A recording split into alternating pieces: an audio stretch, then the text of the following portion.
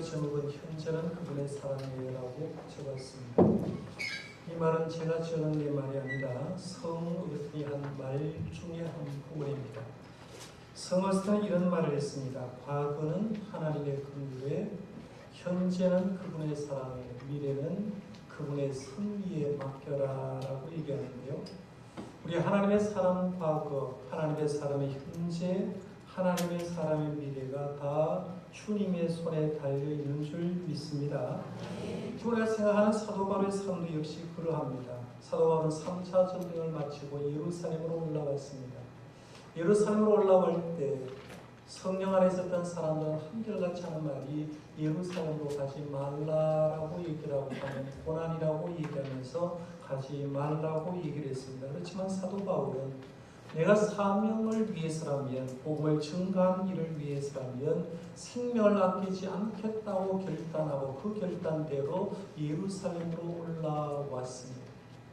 예루살렘에 올라와 보니까 역시 만만치 않았습니다. 그 예상한 대로 그의 삶에는 형통한 길로 열린 게 아니라 결국엔 그의 삶이 안토니아 요새로 감옥에 끌려가게 되는 걸 보게 되고, 지난주에 우리가 생각한 대로 사도 바울을 죽이려고 사내는 공회가 열렸다고 얘기했습니다. 사내는 공회에 올린 목적은 사실은 사도 바울을 죽이기 위함이었는데, 사도 바울이 그 순간 지혜를 발휘해서 자기가 바리새인인가 그리고 부활에 대한 것 때문에 여기 와 있다고 생각하니까 그 순간 사내된 공의가 분열 직전까지 갔고, 그러므로 통해서 사내된 공의가 사내되고 사도 바울은 다시 안토니아 영내로 들어왔다 하는 부분을 생각했습니다.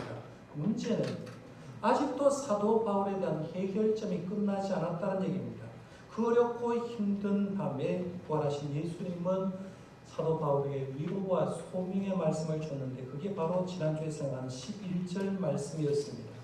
그날 밤에서 주께서 바울 곁에 서서 이르시되 담대하라, 내가 예루살렘에서 나이를 증언한 같이 로마에서도 증언하여야 하리라 하시리라고 말하면서 위로의 말씀을 줬죠. 담대하라라고 얘기하고, 네가 지금 예루살렘에 힘든데 여기에서 복음을 전한 것처럼 로마에도 복음을 증거할 거니까 걱정하지 말라고 얘기하면서 사명을 재확인해 주는 걸 보게 됩니다. 문제는 사도 바울이 이렇게 예수님이 나타나서 얘기를 해주는데 그 주변에는 사도 바울을 죽이려고 했던 세력이 등장하고 있는 게 바로 오늘 본문 말씀인데요.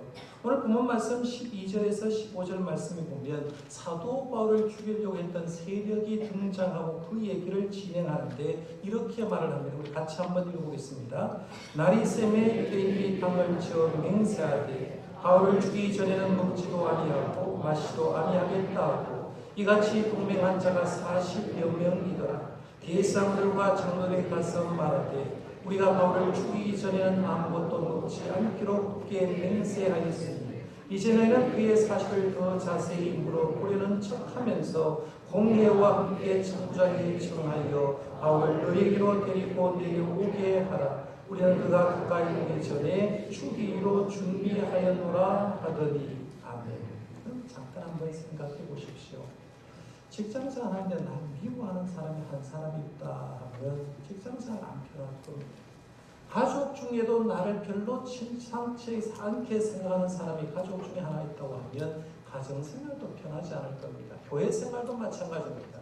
우리 교회에 300여 명이 넘는 교인 가운데 한두 명만 나를 싫어해도 교회생활은 재미가 없을 겁니다. 그래서 한 사람이 나를 미워하는 삶이 있는 공간 속에 있고 싶지 않은 건데, 그런데 오늘 말씀을 보면 어찌된 셈인지 지금 예루살렘 안에는 사도 바울을 극도로 싫어하는 사람이 40여 명이 있었다라고 얘기합니다. 12절 말씀처럼 이 사도 바울을 죽이기 전에는 먹지도 아니하고 마시도 아니하겠다는 사람이 있는데요. 지독한 사람임을 알 수 있죠. 지금으로 말하면 이슬람 극단주의자들처럼 똘똘똘똘 뭉쳐가지고 사도 바울을 죽이기 전에는 내가 단식하겠다라고 얘기하는데요. 이 사람들이 대제사장과 장로들을 찾아가서 얘기합니다. 천부장에게 얘기를 해서 6차 사내들은 공개를 열어주십시오라고 얘기했어요.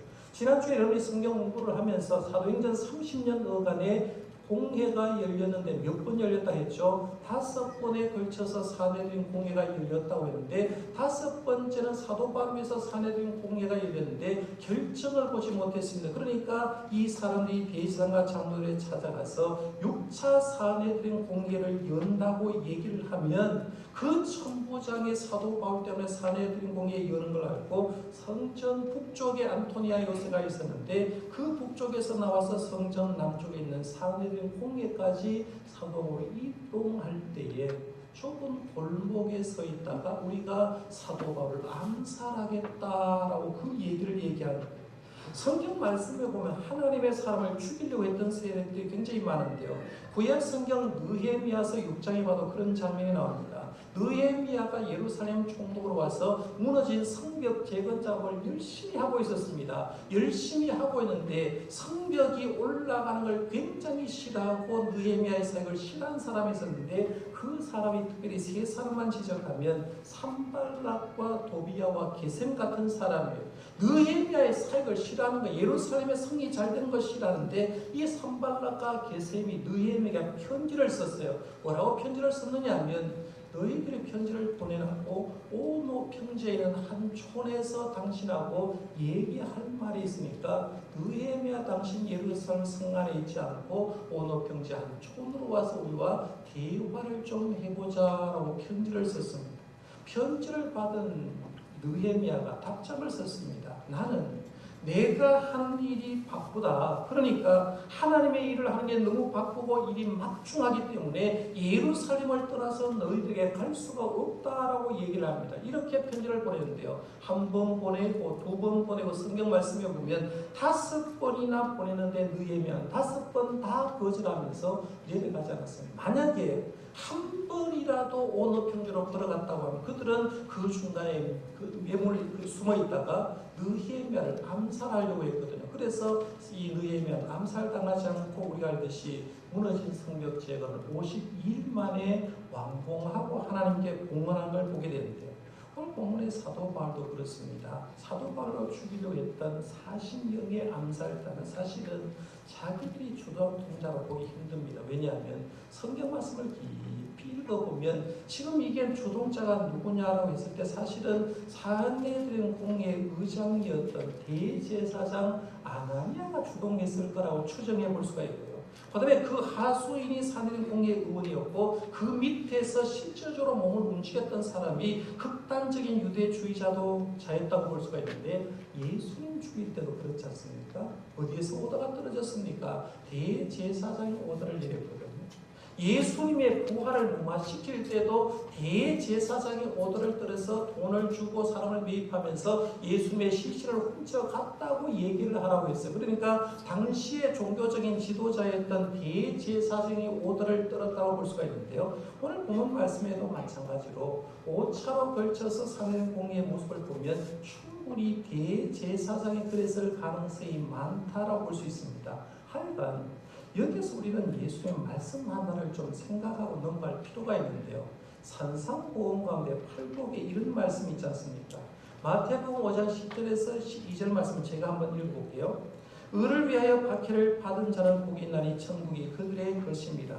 나로 말미암아 너희를 욕하고 박해하고 거짓으로 너희를 거슬러 모든 악한 말을 할 때에는 너희에게 복이 있나니 기뻐하고 즐거워하라. 하늘에서 너희의 상이 큽니다. 너희 전에 있던 선지자들도 이같이 박해하였느니라 했습니다. 무슨 말씀인지 이해갑니까? 예수님 지금 얘기를 이렇게 합니다. 너희들, 예수님 제자 보고 지금 얘기하는 말이거든요. 너희들 제자들이 앞으로 하나님을 위해서 예수님을 위해서 일할 때 너희들의 박해가 임할 거다라고 얘기합니다. 그러면서 지금까지 하나님의 역사 가운데 하나님 일을 했던 선지자들은 다 한결같이 박해를 받았다라고 얘기를 하는 거예요. 그럼 성경 말씀 한번 보십시오. 위대했던 출애굽을 이끌었던 모세가 힘들지 않았습니까? 박해를 받았죠. 이사야 선지자 박해를 받았습니다. 예레미야 선지자 박해를 받았고요. 신약의 예수님의 제자 베드로도 박해를 받았고 오늘 본문 말씀에 나오는 사도 바울도 모두가 박해를 당했다는 거죠. 그러니까 우리도 이런 생각을 해야 되죠. 내가 하나님의 사람이라고 하면 나에게도 분명히 박해가 온다라는 생각을 해야 됩니다. 그런데 우리는 이런 생각을 하죠. 내가 하나님을 위해서 열심히 봉사하고 충성하고 주의를 하면 난 인정받고 칭찬받고 존경만 받을 거라고 생각합니다. 착각입니다.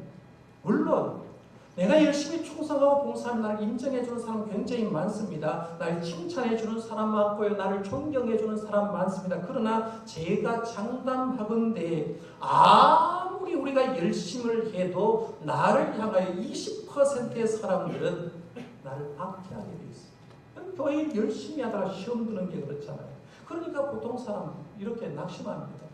열심히 했는데 돌아온 거는 이상한 소리밖에 안 들려. 박해당했다는 거죠. 그런데 그렇게 해서 우리는 낙심하게 되는데 예수는 역으로 얘기하는 거예요. 너희들 예수님 때문에 의를 위하여 박해를 받은 사람은 오히려 복이 있는 사람이라고 얘기해요. 기뻐하고 즐거워하라. 이유는 뭐냐면 지금까지 하나님의 일을 했던 주의 종들은 다 하나님의 일을 해놓고도 박해를 당했다라고 얘기하는 거예요. 그러니까 성도 여러분 신앙생활하면서요. 하나님의 일을 열심히 하다가 때로 힘들 때 그 박해 때문에 어떤 사람의 비난 때문에 낙심하지 마시길 바랍니다. 그게 오히려 내가 하나님의 사람인 증거이기 때문에 예수님의 말씀대로 기뻐하고 즐거워할 수 있기를 바랍니다. 즐거워 안 할래요?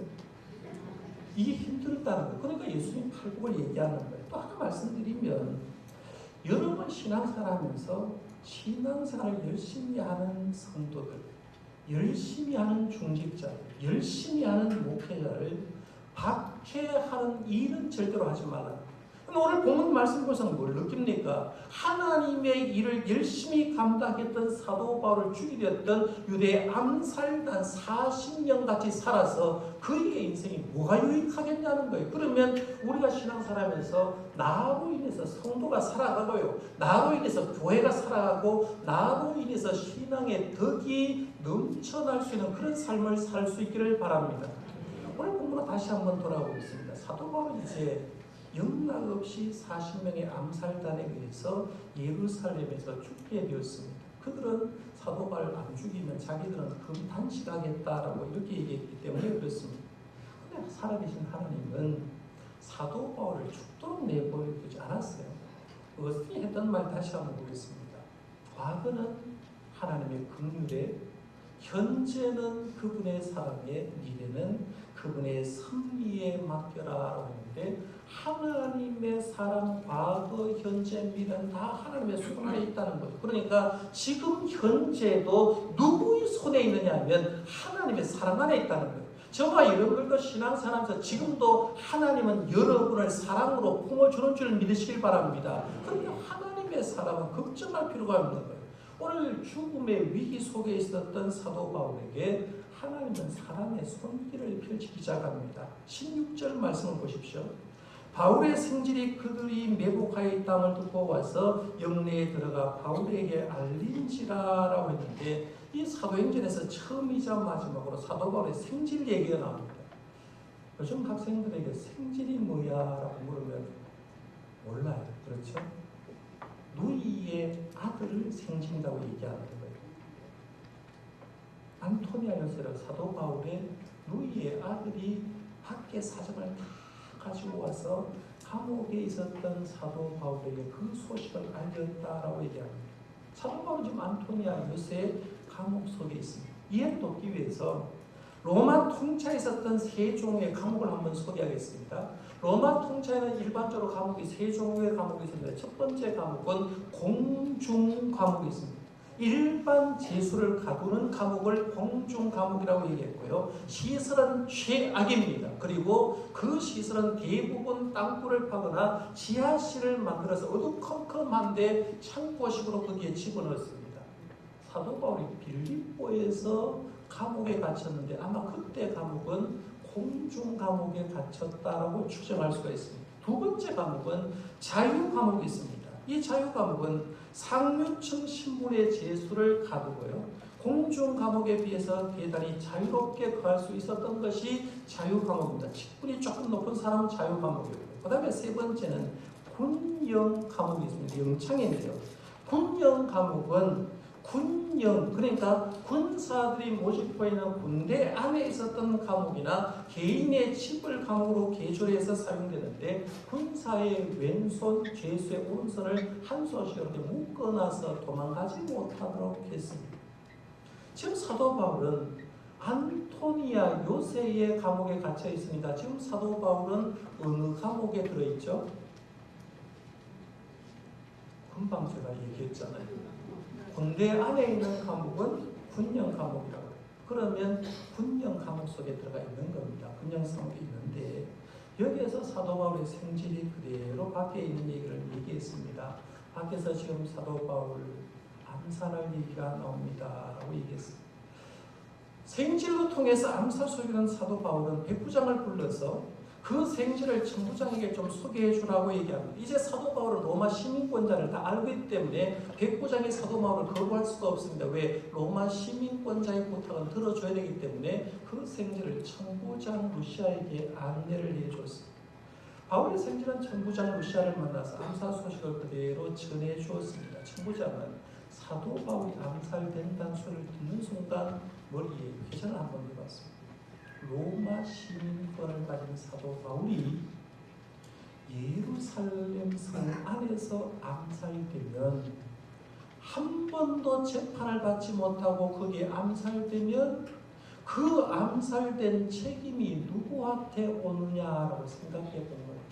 천부장은 예루살렘의 치안을 담당하고 있는 사람이었기 때문에 만약에 예루살렘 성 안에 로마 시민권자를 암살당하게 되면 그 책임은 고스란히 누가 오게? 천부장이 덮어 쓰게 돼 있거든요. 그러니까 천부장은 그 말을 듣자마자 조치를 취하기 시작합니다. 그게 22절에서 24절 말씀입니다. 같이 한번 읽어보겠습니다. 시작. 이에 천부장이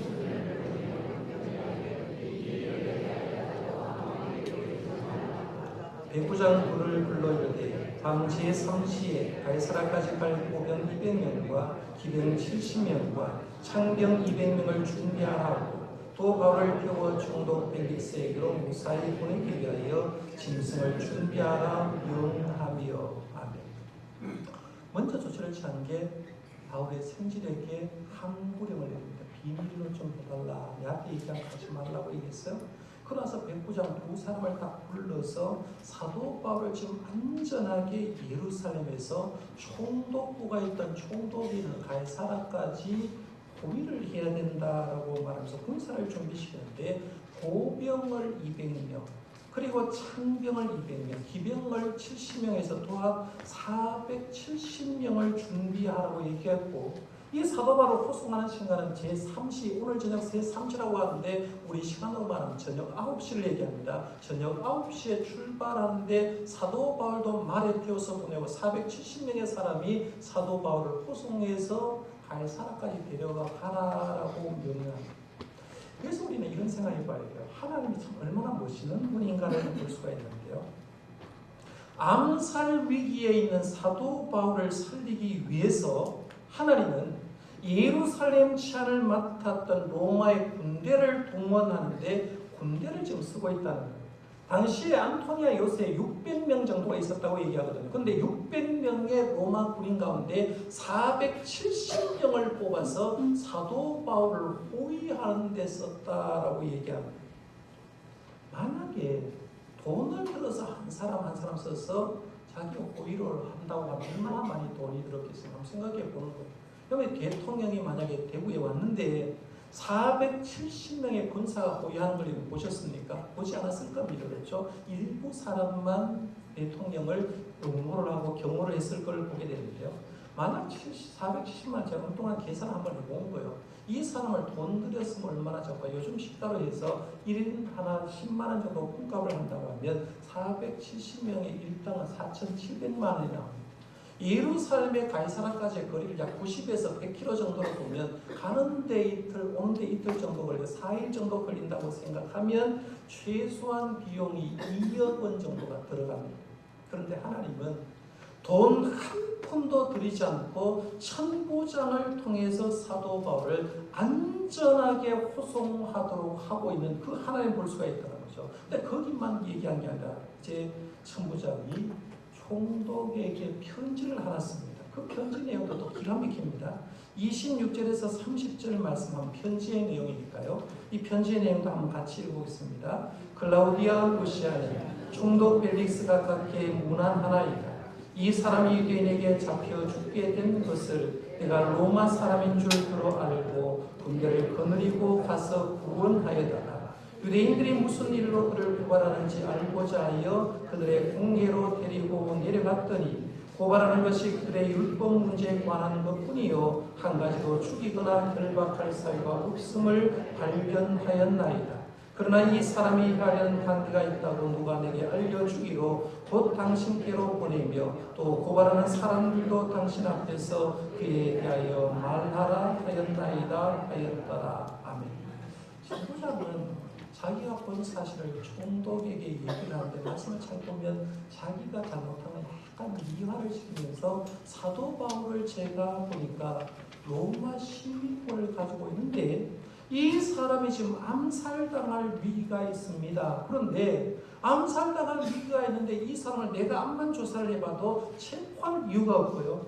감금할 이유도 없고 죽일 이유가 없으니까 이 죄 없는 로마 시민권자를 총독에게 보내드리오니 총독이 이 사실을 재판해 달라고 부탁하는 걸 보게 됩니다. 웃기지 않습니까?